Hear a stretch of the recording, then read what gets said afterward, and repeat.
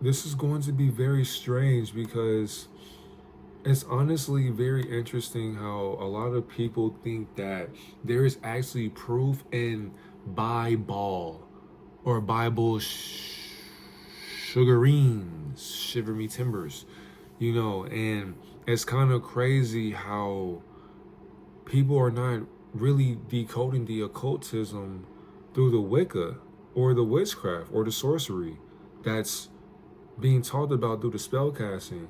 And if you watch my previous video, that's like 2 hours and some change, we said we were going to react to this video right here because proof of the Bible part 1 and 2. And I was just like, how can there be proof in a spell that was read to our ancestors and believed by them on top of that? Because it's one thing to read something to us, but we're believing what's being read to us, not knowing that what's being read to us is being read by Lucifer. Mindset. You thought I was just going to stop there? No. Lucifer's mindset. Because in our communities, we were never communicating in any language in the first place because that would just dumb us down anyways. That would just tire us out. Because the more you talk, the more tired you do become. Or more exhausted you will become verbally. So because of that, you have to train your mind to be exercised as far as your throat chakra and sustaining just that chamber that you're going to be speaking out of. And then what you're saying has to make sense as well. But we were making sense through the art of channeling our energy with our thoughts and emitting them to wherever we wanted across any dimension in our multiverse. But in our multiverse of higher realms, we were never using Bibles to communicate with each other on or with. Why the hell would I need to put the truth in a book when I can just channel the truth within my own library, within my own books that I read within myself? Celestial Rising, Divine, the Noon, and Grand Night to the beautiful deity watching this video. It's your divine reflection, divine messenger, and we are back with another message to understand. If you choose to, and if you enjoy these videos, make sure you like, comment, subscribe for more divine messages, because for today we have something very interesting, and I just want to see if this divine being, by the way, shout out to this creator, I don't know who she is, but I just want to see if this video is going to make sense, because this video got 1.9k likes right now. I just want to see if this is a viral video that's going to make sense. Let's get into it. The world will say that the Bible is just a fairy tale. And it honestly is the realest fairy tale of them all. It's just a storybook, and that it's not real. It is a storybook, and it isn't real in reality, but it does have some realness to its false reality. And yet, everywhere that we look, there is actual physical evidence, proof, that this book is not only true, but what is written in it actually happened. And see, that's where we have to just sit there and ask ourselves, how can anything physically real actually happen in a dream? How can anything physically happen in a dream? How can anything that's real happen in a dream? How? Today we're going to go over some of the top archaeological finds that prove the Bible, and also prove that this book is our true history. And see, she said our true history. See.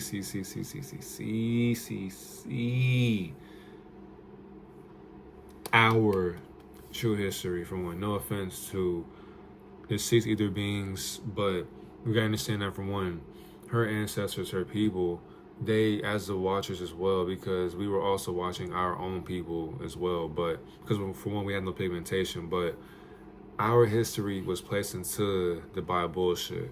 And not only just that, they were the observers of our history being manifested into a book, and then they bestowed these spells and wordplays onto our people, and we were the ones looking up to their people on the spell casting as far as what the Bible was portraying itself in.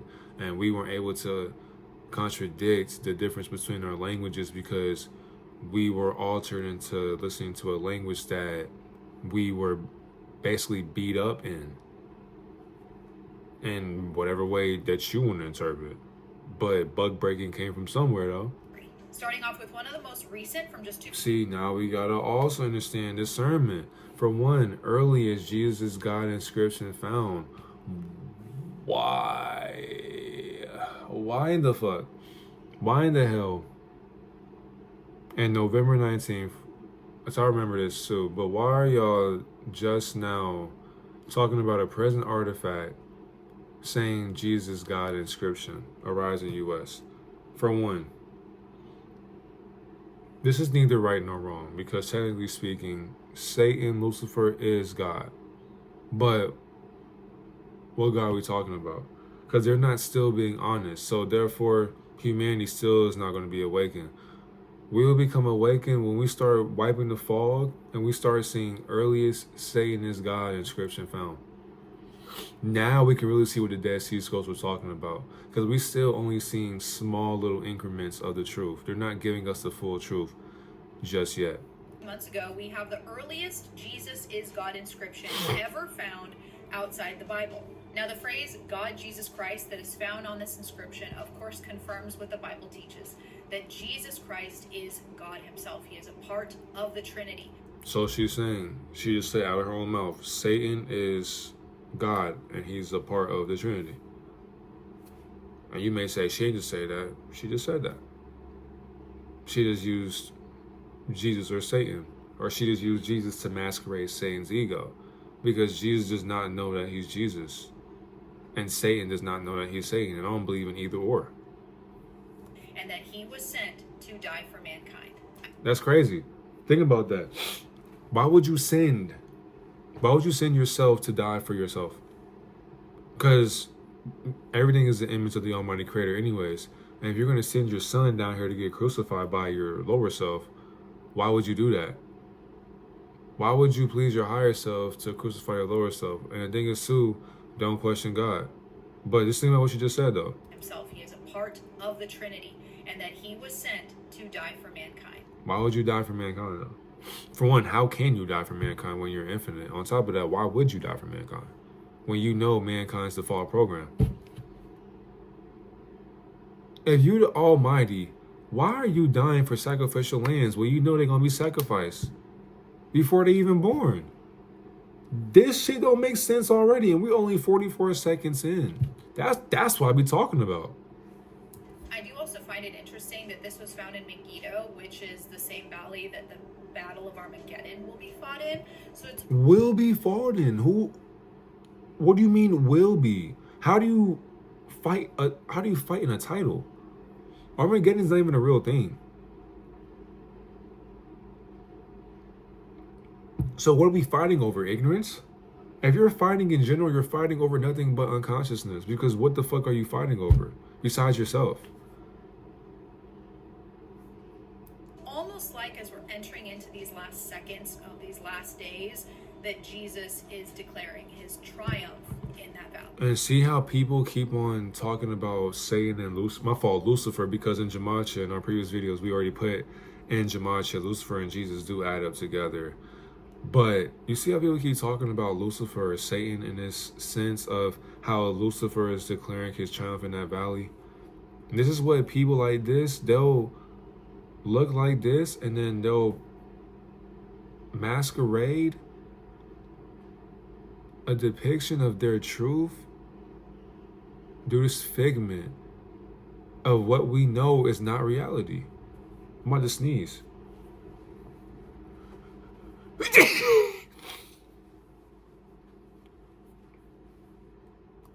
of course, here are some Bible verses to support that Jesus is indeed God. That Satan is indeed God. Okay, let's see what we got here. In the beginning was the Word. So let's use discernment, right?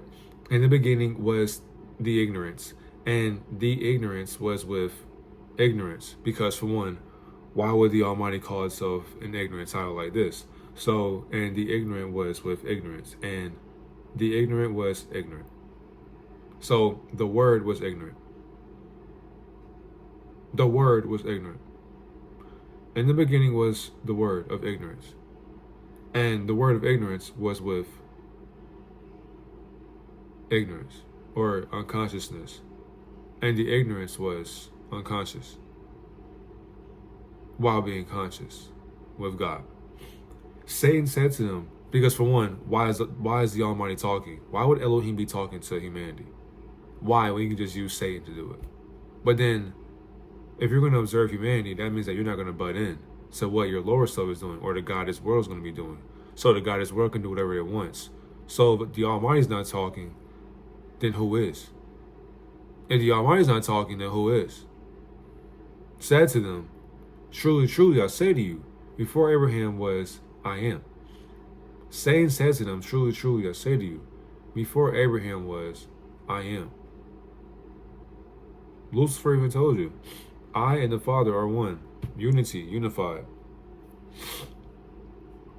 Lucifer and the Almighty are one. Thomas answered him, my Lord and my God. John 8:58, Jesus said to them, truly, truly, I tell you, before Abraham was, I am. John 10:30, I and the Father are one. John 20:28, Thomas answered him, my Lord and my God. Next, we're going to move on to 3 different inscriptions, the Merneptah stele, the Tel Dan stele, and the Mesha stele, all of which have inscriptions that detail events that are written in the Bible. And all 3 steles are dated to the exact time period that the Bible says they happened in. Now, the Merneptah stele is dated to around 1205 BC, and it outlines 1205 BC, before consciousness. Do you know how long that timeline has been? Come on, boy, the timeline's even telling your ass, and we don't gotta use gematria, we can just use common sense off the dome. Do you know how long ago that timeline was? And it's still here right now. But you telling me even in 1205 before consciousness, niggas was still putting ignorance on tablets. Pharaoh Merneptah's military victories, and it contains the earliest undisputed extra-biblical reference. Basically, you can't put a year on stupidity. You can't put a year on stupidity, though. Reference to Israel to date. Next, we move on to the Tel Dan stele, which is dated to the 9th century and is the earliest known reference to the house of David. This inscription was actually found near the entrance gate of the city of Dan, and it was dated back to a Syrian king. And this inscription was essentially commemorating his victories over other biblical kings. This not only is the earliest reference to the house of David, this also references 8 other biblical kings. Now, the last inscription that we're going to look at is the Mesha stele. Now, this again is from the 9th century, and this is from a Moabite king that we read about in the book of 2 Kings in the Bible, King Mesha. Now, not only does it reference the story that we read about directly from the Bible in 2 Kings, it is the most extensive inscription ever recovered that refers to the kingdom of Israel. It bears also the earliest certain extra-biblical reference to the Israelite God, Yahweh. This is what the actual inscription says. So here it says... And the thing is, too, we all know that Yahweh is nothing but a contradiction, because anything that's calling itself any type of title is going to be a Luciferian incarnation of the Almighty projection. I would take Nebo against Israel, and I went in the night, and I fought against it from the break of day till noon, and I took it, and I took from it the vessels of Yahweh. Next, we're going to look at the recently discovered Pool of Siloam, where Jesus healed the blind man in the book of John. For one, what is Lucifer doing healing a blind man that was never blind, or a man? You see what I'm saying? Like, these different... And the thing is, so even when it's in red, so neither this man nor his parents sinned, said Lucifer. But this happened so that the works of God might be displayed in him. So the thing is, too, every time they're talking about in red, Lucifer is speaking to the subconscious mind. So the thing is, too, the deity programs society to be dumber than the dummy. This deity was so dumb, it programmed society to be dumber than the dummy. So who's really dumb? Believe this. So the explanation behind this place is, if anybody going to the Temple Mount, which is right there where we just came from, if anybody's going there and you're Jew in the Second Temple period, any Jew going up there had to purify themselves ritually. Like it says in the book of Acts, everybody came from different countries. So it says that they would come and they'll have to purify themselves. So this was a giant pool, enough to accommodate this huge pilgrimage, the numbers of people that would come, purify themselves here, and then walk these steps. See these big steps?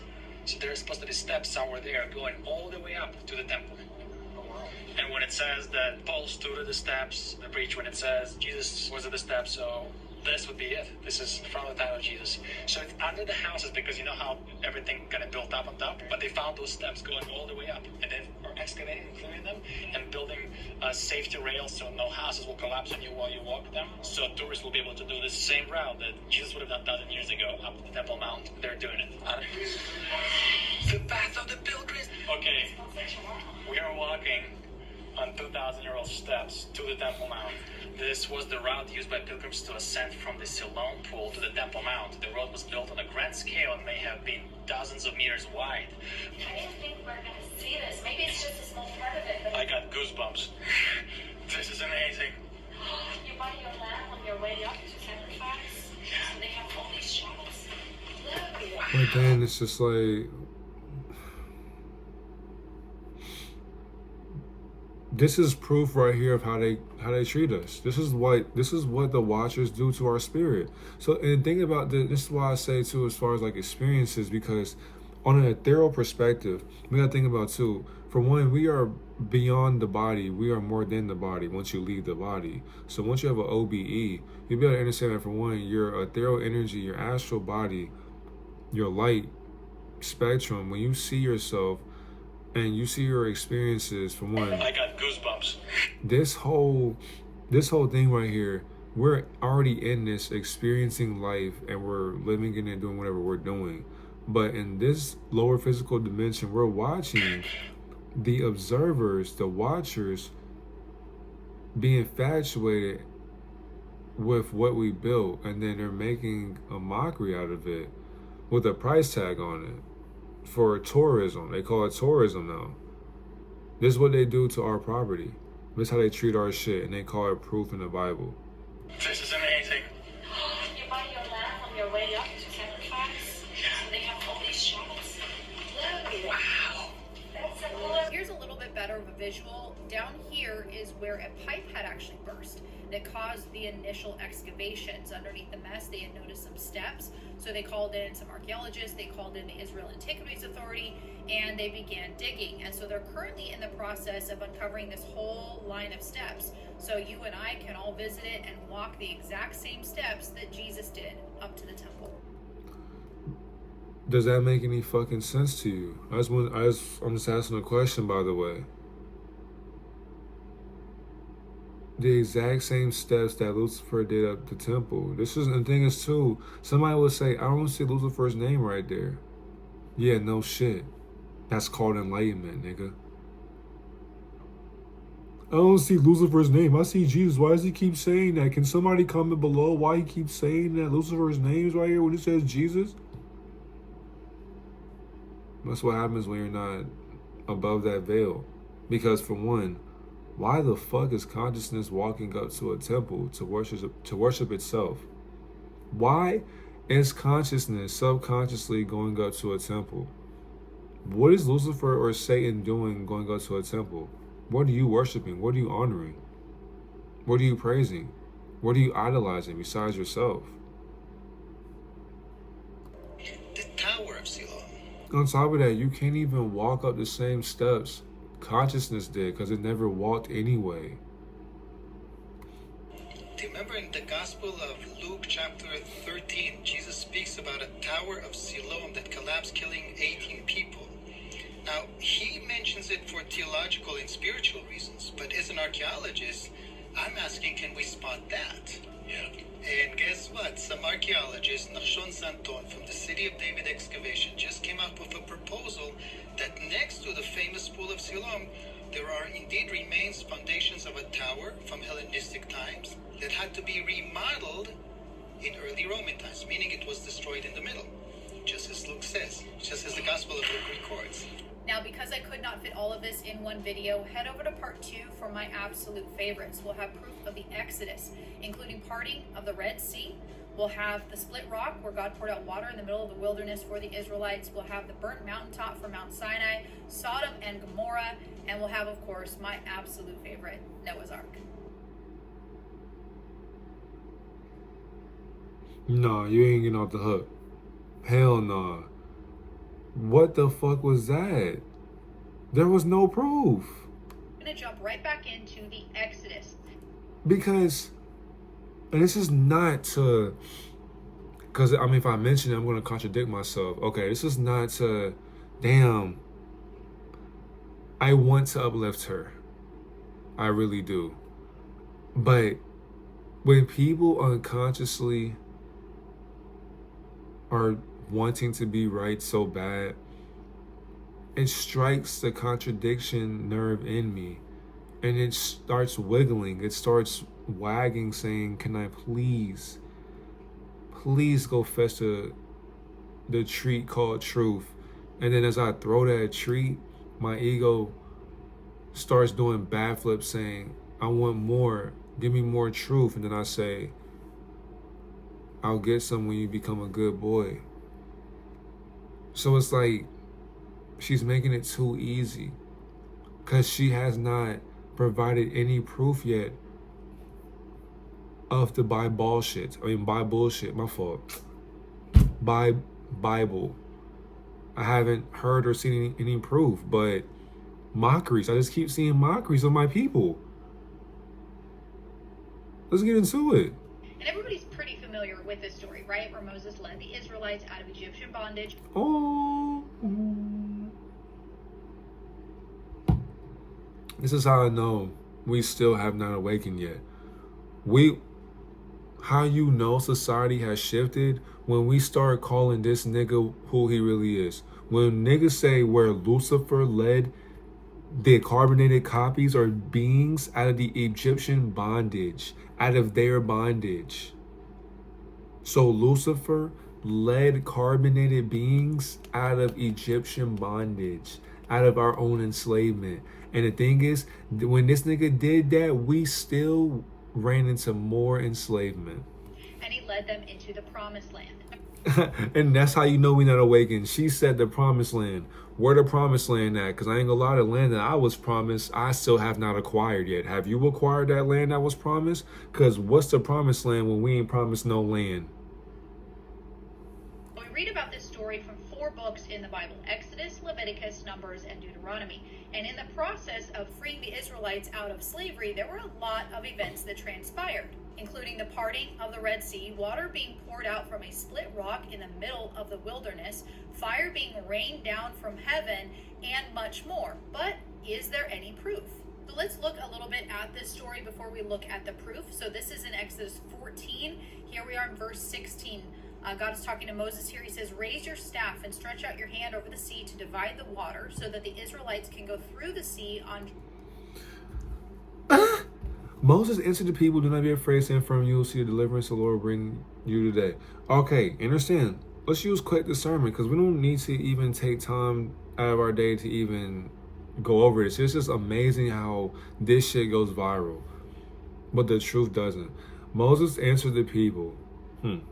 Lucifer answered the people, do not be afraid, stand firm, and you'll see the deliverance the Lord will bring you today. This nigga basically just said,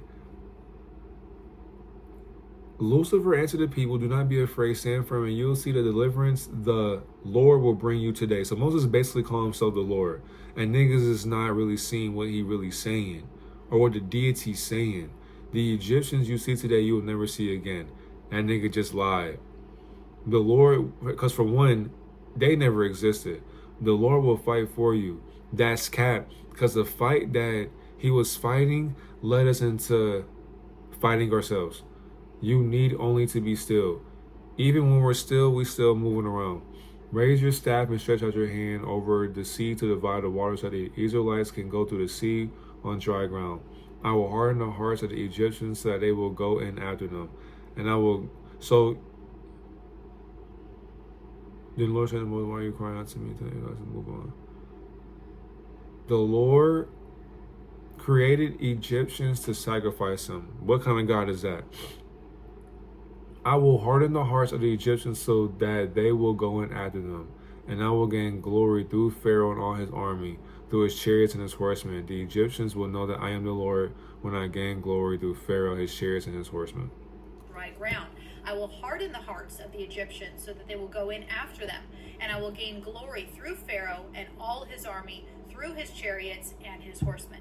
Verse 21, then Moses stretched out his hand over the sea, and all that night the Lord drove the sea back with a strong east wind and turned it into dry land. The waters were divided, and the Israelites went through the sea on dry ground with a wall of water on their right and on their left. The Egyptians pursued them, and all Pharaoh's horses and chariots and horsemen followed them into the sea.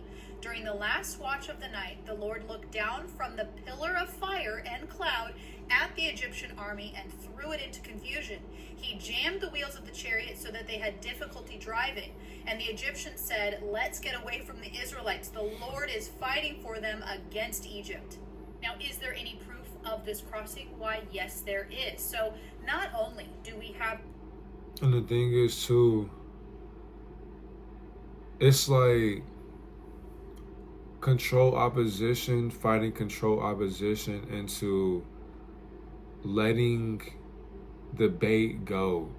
Like the control opposition wanted us so bad, wanted our image, wanted our work ethic, wanted our women and our men and our children, wanted our blood, just wanted us in general. So then when somebody else, considering itself as the Lord, takes us away, they don't know what to do anymore. Actual chariot wheels and spokes that are all covered in coral throughout the Red Sea. They even found a multitude of horse hooves along with the chariot wheels and the axles, and everything is dated to that exact time period. But it doesn't stop there. King Solomon actually... Yeah, and the thing is, so you can just make up time periods, and the thing is, so you can align a bunch of simulated information and align it with some simulated timelines, put it together, and then a bunch of people like this will, no offense to her, but people will get on camera and then say, oh yeah, this is history because it correlates to the timeline or a year. Yeah, that's what happens when you have a degree in bullshit.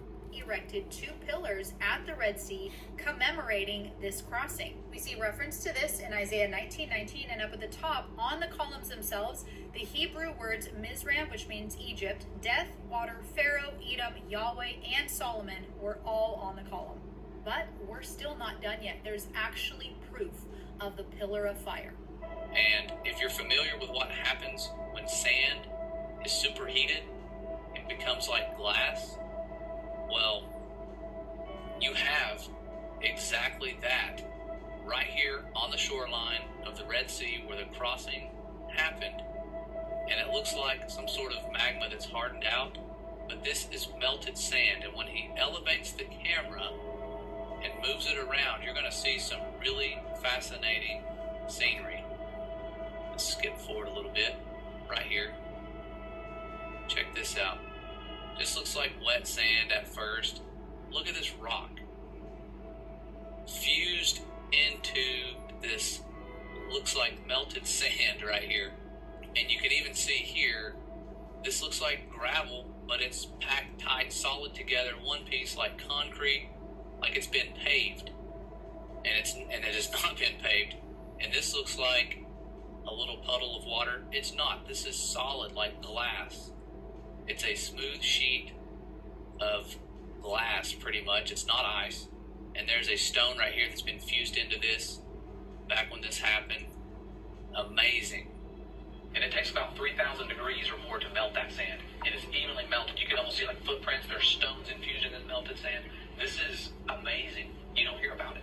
If it was a proof of evolution, it would be in every single textbook. One of the next substantial events in the Exodus after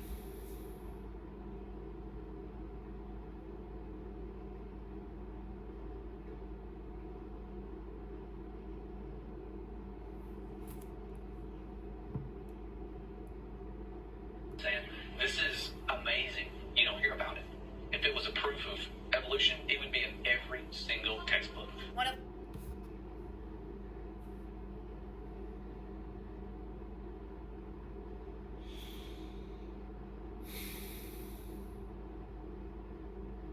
That's crazy because, for one, if they're talking about this is proof of evolution, it'll be in every textbook, that would be cap, because then they would have to explain about genetics and dissecting cells eukaryotic, prokaryotic. They gotta start talking about eugenics. They gotta start talking about splicing, creating, multiplying. They would have to start breaking down some lies that have been placed inside of the school system as well. They wouldn't be doing that. And on top of that, anybody can just walk to the beach, put their footprint in the sand, mold it with some lava, and then come back and just say, yeah, millions of years ago, Jesus stood right here. Or my fault, Moses stood right here and parted the Red Sea. Okay, everybody?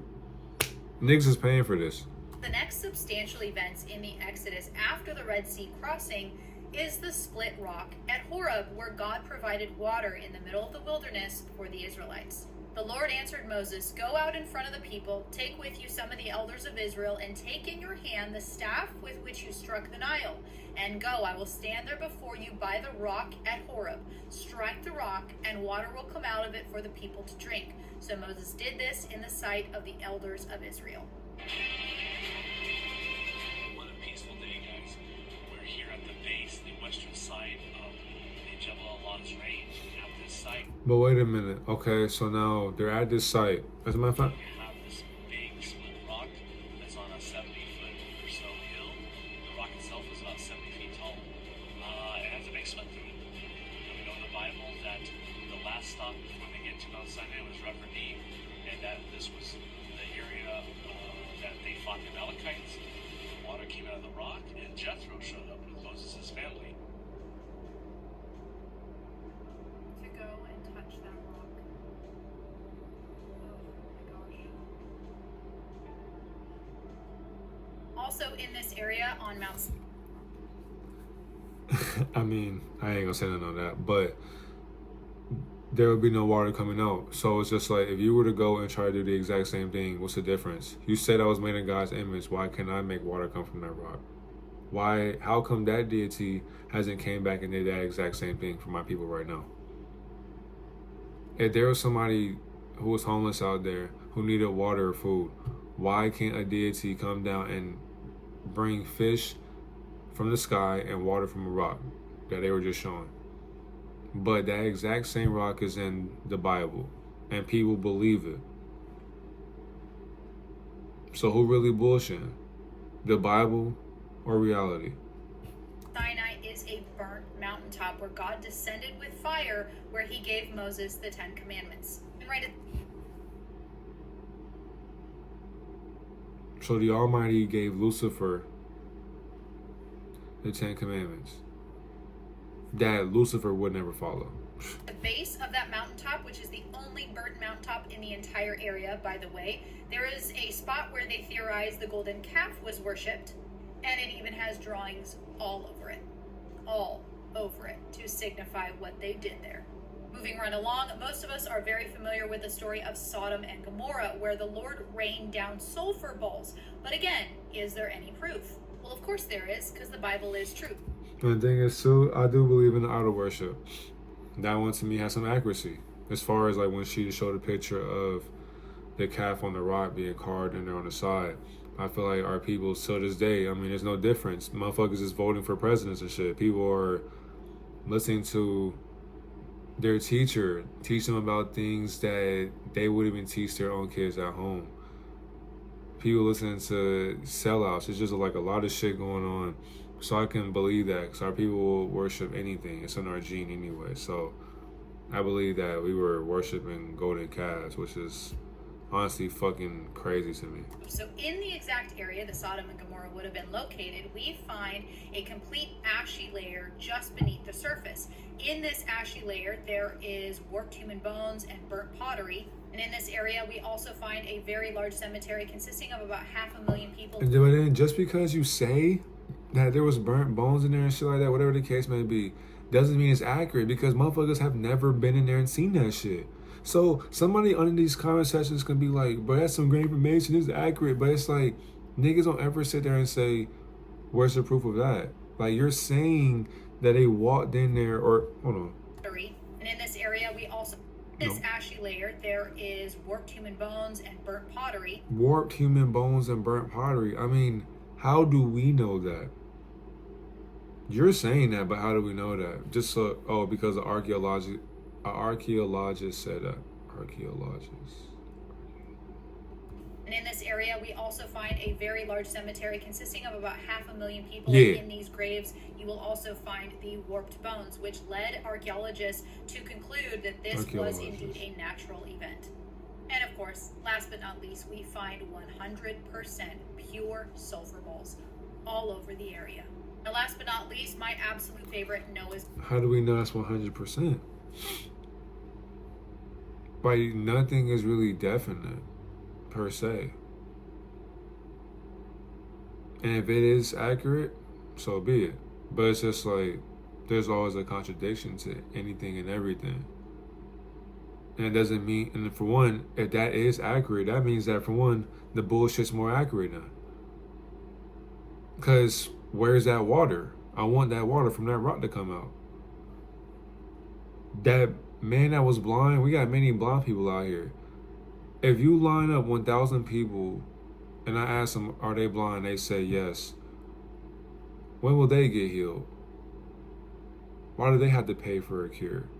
Ark, Genesis 7. So make yourself an ark of cypress wood, make rooms in it, and coat it with pitch inside and out. This is how you are to build it. The ark is to be 300 cubits long, 50 cubits wide, and 30 cubits high. We also read that the ark rested in the mountains of Ararat. Now, not only do we find petrified wood in the shape of a boat in the exact location that the Bible says, it's also to the exact measurements that the Bible says. This wood and the metal that is found within it is actually dated to the exact time period that the flood would have happened. Digital scans also reveal the shape of a boat. But you see how accurate the bullshit is? Like, and the thing is, too, she's very passionate with giving us and providing us with this information, and there's nothing wrong with that at all. But we got to see how the bullshit is aligning, because they're giving us the description in the Bible on a location, the measurement, all these different cubits, heights, all that. That's fine. The measurement is all dandy. That's neat. That's profound. Thank you for giving us those detailed in a mannered fashion. But now we had to fashionably show up late to the program of what they have been telling our people, because for one, Noah's or Atrahasis, a random act of kindness, was designed from a UFO, UAP, another vehicle from another dimension, coming down to send a message of an element flooding other elemental beings. And the whole entire time, Atrahasis or Noah was dreaming. Oh, that goes down beneath the surface. You can even see the protruding deck joists here. Another view here and over there, and there as well.